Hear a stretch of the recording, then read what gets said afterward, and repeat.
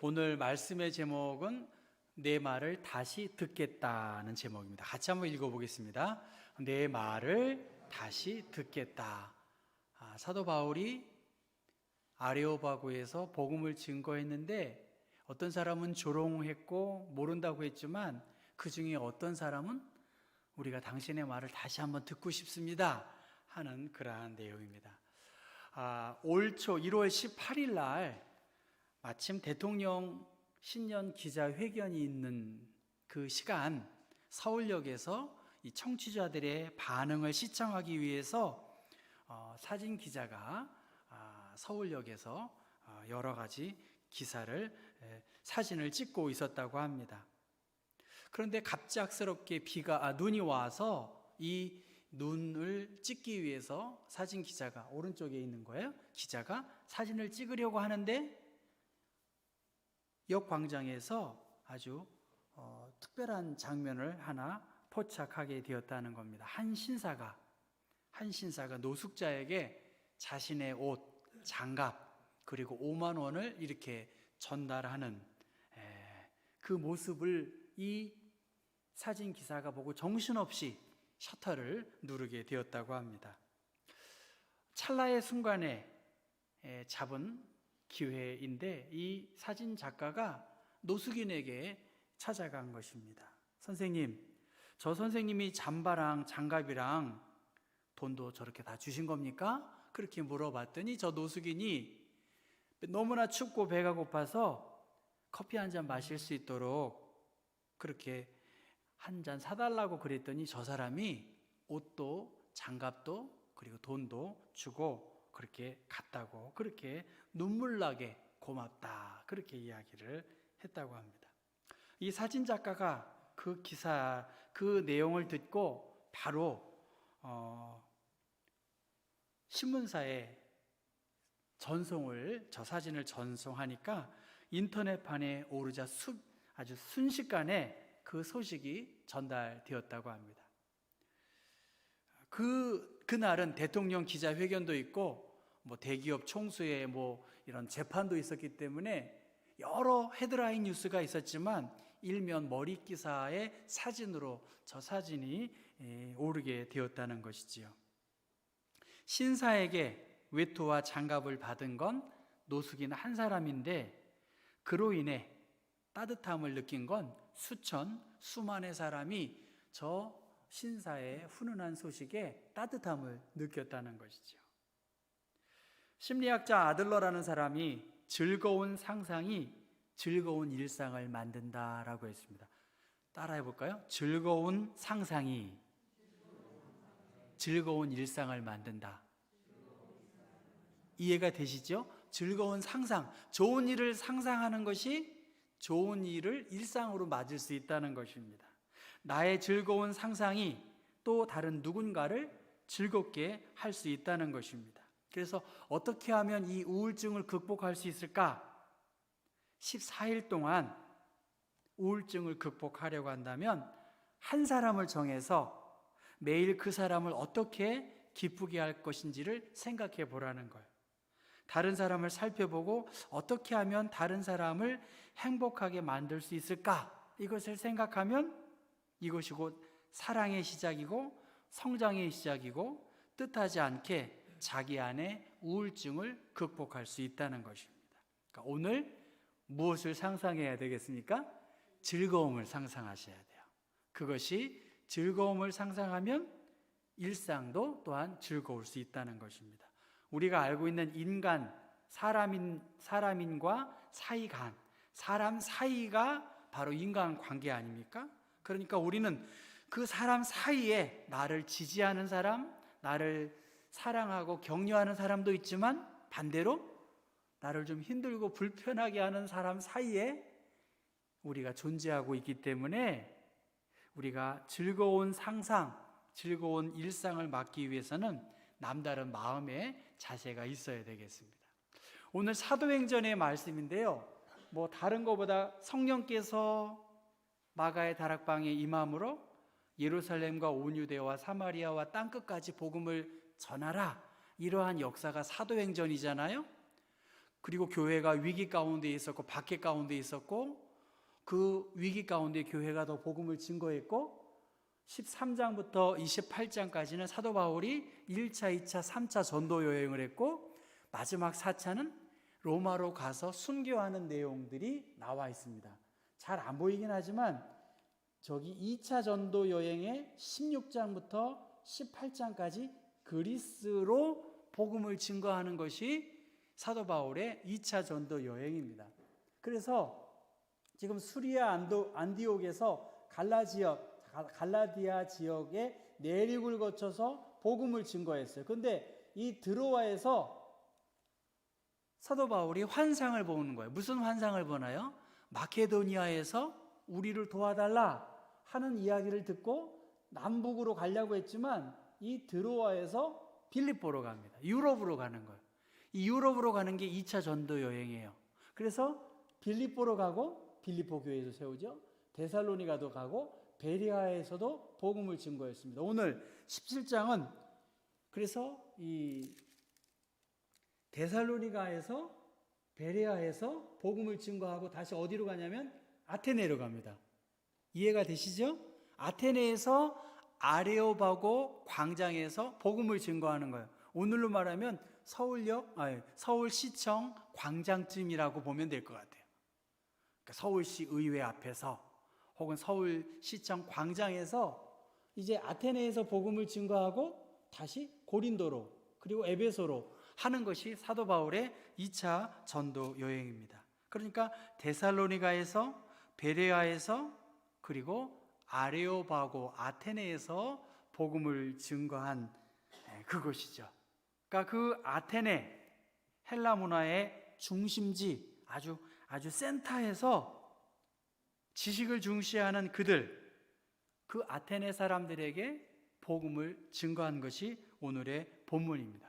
그런데 아쉽게도 많은 사람이 이 복음을 듣지는 않았어요. 그럼에도 불구하고 이 아테네에서 그 지식층들에게 복음을 증거했다는 것입니다. 제 초, 중, 고등학교 친구가 아주 공부를 잘했던 친구입니다. 경제학을 전공했고요.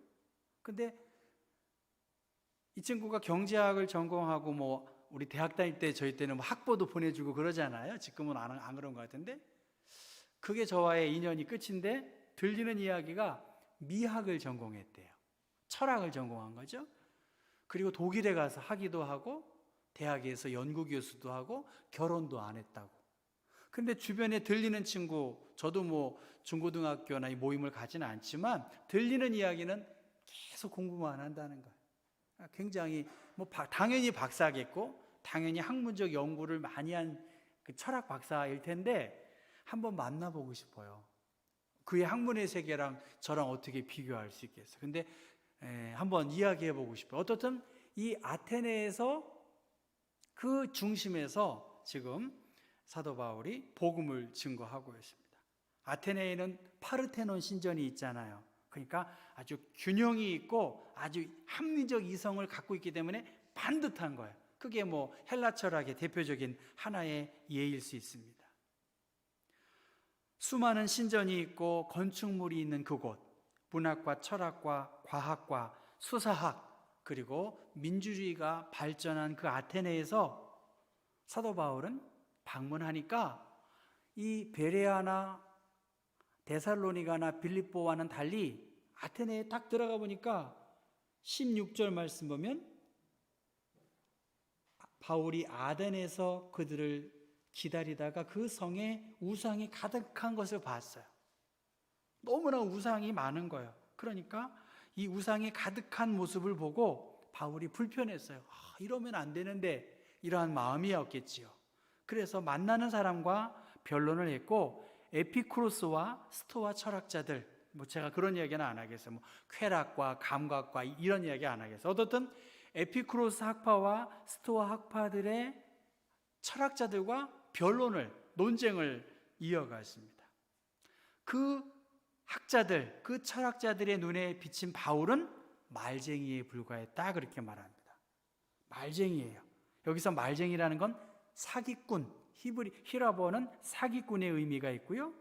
잡동사니를 주워 모아서 파는 생계를 꾸려가는 험담하는 사람 정도, 그리고 이방 신들을 전하는 사람 정도로 이렇게 우습게 본 거죠. 바울도 공부를 많이 한 사람이지만 그가 말한 것은 지적이거나 철학적이지도 않았어요. 설득력이 없었던 것이죠. 왜냐하면 바울은 예수와 부활의 복음을 전했기 때문입니다. 그 아테네 사람들에게 사도 바울은 이렇게 말합니다. 범사에 종교심이 많다. 아테네 시민들이여, 여러분은 매우 종교적인 사람들입니다. 이것이 좋을 수도 있고 좋지 않을 수도 있습니다.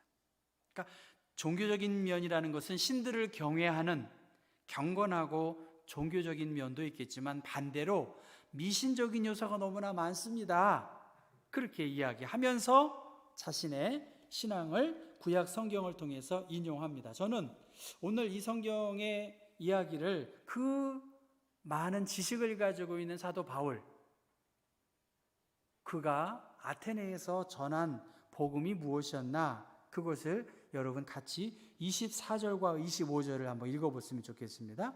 우주와 그 가운데 있는 만물을 지으신 하나님께서는 천지의 주재신이 손으로 지은 전에 계시지 아니하시고 또 무엇이 부족한 것처럼 사람의 손으로 섬김을 받으시는 것이 아니니 이는 만민에게 생명과 호흡과 만물을 친히 주시는 이심이라. 세번역 성경과 우리말 성경으로 읽어보면 하나님은 모든 것을 창조하신 분이시다. 하나님은 무슨 부족한 것이 없으시다. 사람의 손으로 섬김을 받으시는 것이 아니다. 그분은 모든 사람에게 생명과 호흡과 모든 것을 주시는 분이시다. 그렇게 말했다는 거예요. 하나님은 천지 만물을 창조하셨고 천지 만물의 주인이시고 손으로 지은 것에 계시지 않고 모든 사람에게 생명과 호흡을 주시는 하나님이시다. 그렇게 이야기합니다. 그리고 26절에 하나님께서는 한 사람으로부터 모든 민족을 만들어 온 땅 위에 살게 하셨고 각 나라의 연대를 미리 정하셨고 그들의 국경도 정하셨다. 그렇게 이야기하는 거예요. 그러니까 모든 것의 주인이 바로 하나님이시다. 그것을 그 철학자들, 그 박학다식한 사람들에게 하나님이 어떤 분이신지를 그렇게 증거했습니다.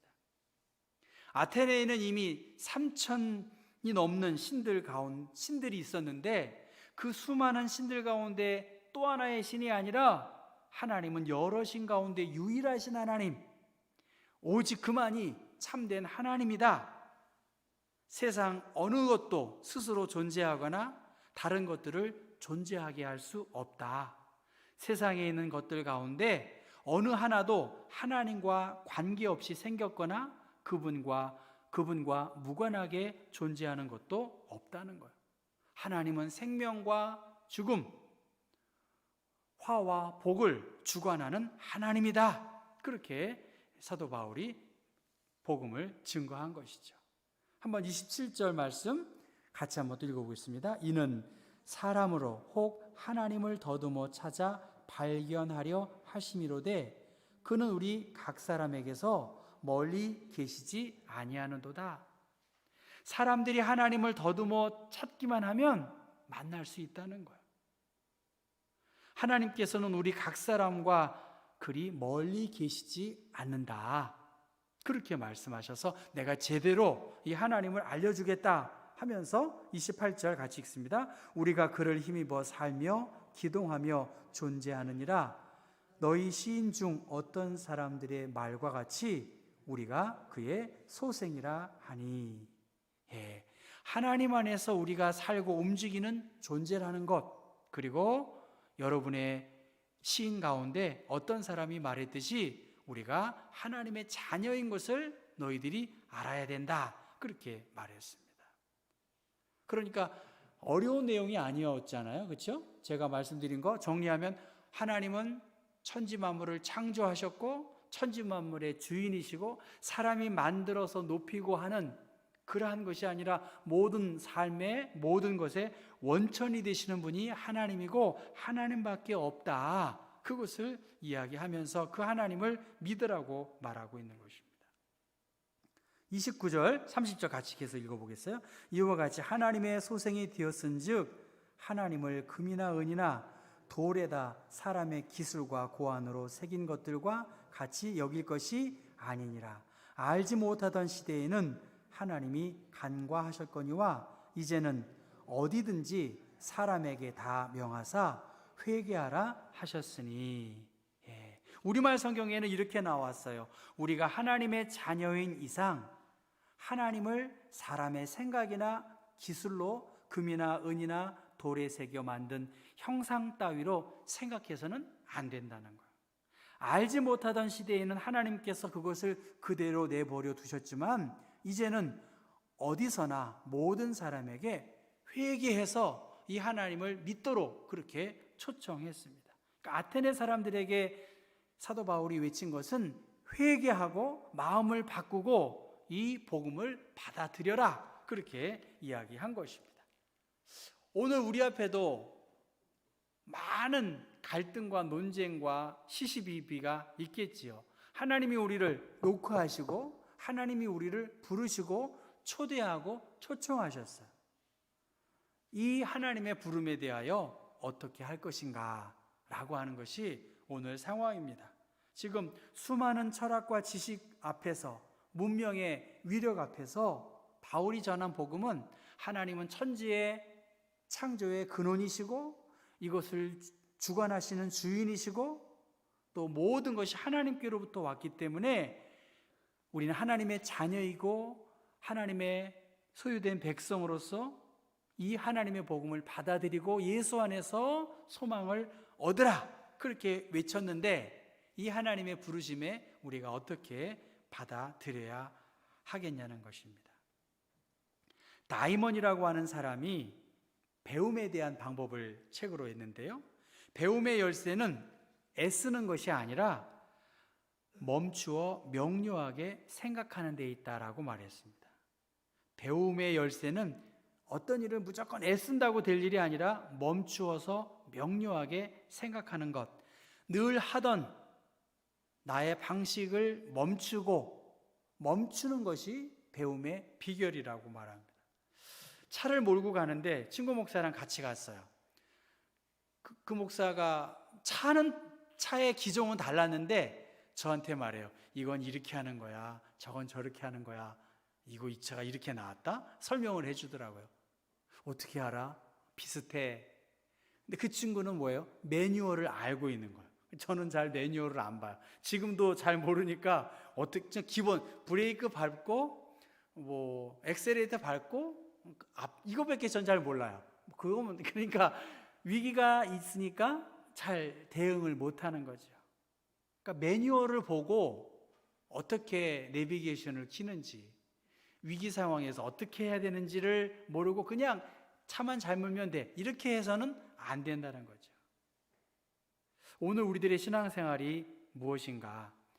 매번 실패하고 매번 잘 안 되는 문제를 곰곰이 멈추고 세부 동작을 끊어가지고 말이죠, 판에 박힌 무의식적인 반복으로 신앙생활을 하면 여기에서 멈추어야 신앙의 성장의 배움을 얻을 수 있다는 것입니다. 수많은 갈등, 여러 가지 문제, 이것을 한번 멈추고 원리가 무엇이고 법칙이 무엇이고 하나님께서 우리를 부르시고 전화를 하시는데 이것에 대해서 내가 어떻게 깨달아야 할 것인가를 생각해 봐야 한다는 것입니다. 그래서 이 사도 바울이 말한 것은 우리가 하나님의 자녀인 이상 하나님을 사람의 생각이나 기술로, 금이나 은이나 돌에 새겨 만든 형상으로 생각해서는 안 되고, 알지 못하던 시대에는 하나님이 그냥 내버려 두셨지만 이제는 어디서나 모든 사람에게 이 하나님의 복음을 통해서, 성경을 통해서, 또 성령의 역사함을 통해서 우리에게 이 복음을 깨닫게 하셨다는 것입니다. 그래서 32절 말씀 같이 한번 읽어보겠습니다. 그들은 죽은 자의 부활을 듣고 어떤 사람은 조롱도 하고 어떤 사람은 이 일에 대하여 내 말을 다시 듣겠다 하니, 육신을 무시하고 없이 여겼던 헬라 철학 상황에서 그 육신이 다시 산다는 것을 그들이 받아들이기 어려웠어요. 그들은 영혼을 가치 있게 생각했지 육신은 무익하다고 생각했잖아요. 그런데 당연히 그 죽은 자의 부활에 대해서 전했고 하나님에 대해서 증거한 그 복음에 대하여 어떤 사람은 사도 바울을 조롱하는 거예요. 정말 너무 학문이 짧고 이렇게 무식하냐, 그렇게 말했겠죠. 그런데 어떤 사람은 이 일에 대하여 내 말을 다시 듣겠다, 조롱하고 비웃었지만, 그러나 몸의 부활을 부정하고 육체를 속되다고 여겼던 그들 당연히 비웃을 수밖에 없지만, 그 상황 속에서도 어떤 사람은 변화의 마음을 갖고 바울이 떠난 다음에 복음을 다시 한번 듣고 싶어하는 마음이 있었고, 34절의 말씀에 이 아레오바고 관리와 여인과 다른 사람들도 이 복음을 받아들이는 기회가 되었다는 것입니다.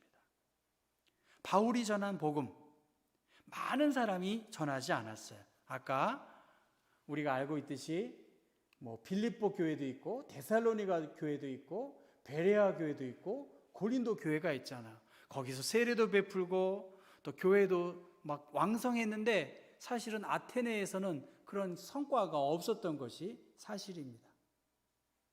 그러니까 아테네에서의 바울의 사역은 그렇게 아주 괄목상대하지 않았다는 거예요.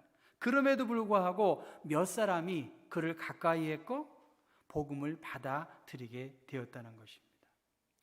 신앙생활이 그렇습니다. 꼭 숫자로, 목회가 꼭 숫자로 다 증명될 수는 없습니다. 그러나 적어도 바울이 복음의 열정을 가지고 우상이 많은 그 아테네 광장을 돌아다니면서 그 마음에 예수 복음을 증거하려고 하는 뜨거운 열정을 가지고 말씀에 의지하여 씨를 뿌렸더니 그 중에 열매 맺고 창조주 하나님을 믿고 그분이 주인이시고 그 아들 예수 그리스도를 통해서 복음을 깨달은 사람이 있었다는 것입니다. 그래서 유대인에게는 표적을 구하고 헬라인은 지식을 찾으나 우리는 십자가에 못 박힌 그리스도를 전하니 유대인에게는 꺼리끼는 것이고 이방인에게는 미련한 것이로되 오직 부르심을 받은 자들에게는 유대인이나 헬라인이나 그리스도는 하나님의 능력이다, 하나님의 지혜다, 그렇게 말씀을 전하고 있습니다. 한 생명이 하나님을 알고 하나님께로 돌아와 풍성하고 기쁜 삶을 사는 것은 이거보다 더 귀한 일은 없을 것입니다. 우리 앞에 많은 어려움이 있고 많은 위기가 있습니다. 그러나 문제는 다 지적할 수 있다고 봐요. 그러나 문제 속에서 해결책을 찾고 함께 행동하는 노력들이 필요하겠지요. 여호와는 나의 목자시니 우리에게 부족함이 없으리로다라고 다윗은 고백했고, 오늘 우리에게도 사망의 음침한 골짜기를 걷는 그 상황에서 하나님께서 때를 따라 우리의 걸음걸음을 인도하시고 우리를 통해서 하나님의 일들을 드러내고 있습니다. 바울은 아테네에서 날마다 그를 조롱하고 비웃는 그들에게 대하여 예수와 죽은 자의 부활에 대한 복음을 증거했습니다. 그가 증거했던 현장은 믿지 않는 사람들 조롱하고 그 세상의 가장 중심에서 꿋꿋하게 복음을 증거했고, 그 복음은 나는 부활이요 생명이니 나를 믿는 자는 죽어도 살겠고 무릇 살아서 나를 믿는 자는 영원히 죽지 아니하리라는 하나님의 은혜의 복음을 증거했습니다. 복음은 모든 믿는 자들에게 구원을 주시는 하나님의 능력을 믿었기 때문에 때를 얻든지 못 얻든지 그는 복음을 증거했어요. 우리는 코로나의 위협 앞에서 여러 가지 위협을 느끼고 어려움을 호소하고 있습니다. 그러나 하나님의 말씀, 복음의 생명력을 의지하고 살아간 존재들은 때를 얻든지 못 얻든지 우리는 복음을 증거해야 되겠고, 절망과 어두움 속에 있는 사람들에게 누군가에게 이 예수의 부활의 사건을 증거해야 합니다. 복음을 증거했더니 아레오바고의 관리와 여인과 또 사람들이 주님께로 돌아왔습니다. 우리의 신앙생활, 우리의 마음의 태도, 또 지금까지 신앙생활했던 것들에 대하여 다시 한번 돌이켜야 할 것이고요. 깊이 묵상하는 가운데 하나님께서 우리에게 분명히 부담을 주실 거라고 봐요. 그 부담에 대하여 우리는 받아들여야 하고, 생명을 살리는 일들, 한 생명을 그리스도께로 인도하는 일들, 그들이 어떤 지식과 어떤 가문과 어떤 경제적인 아주 큰 공을 세운다 할지라도 그 또한 구원의 대상이고 잃어버린 영혼이라는 것을 우리가 기억하면서 하나님께서 주신 즐거운 상상, 이 복음은 하나님의 능력이 나타날 것이다 하는 소망 가운데에서 복음의 빚진 자의 사명을 감당하실 수 있기를 바랍니다. 기도하겠습니다. 삶과 죽음의 기로에서 인생의 근원의 문제를 묻고 또 답하기 원하는, 답을 얻기를 원하는 사람들이 있습니다.